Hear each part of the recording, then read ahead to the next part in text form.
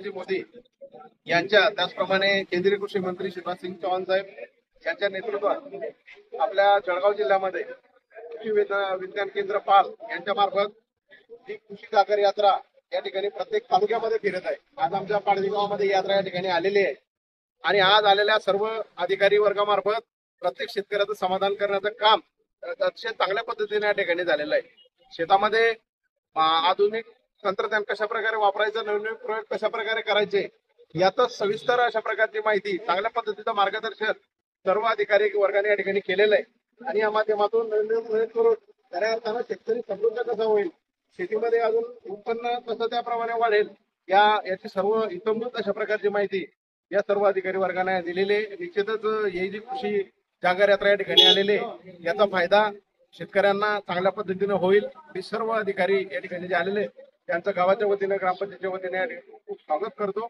आणि या माध्यमातून सर्वांना धन्यवाद देतो की एक चांगला उपक्रम या माध्यमातून शेतकऱ्यांसाठी या सरकारने व सर्व आपल्या कृषी विज्ञान केंद्र पाल यांच्या मार्फत या ठिकाणी आयोजित करण्यात आला। त्याबद्दल त्याचे मनपूर्वक धन्यवाद। थँक्यू।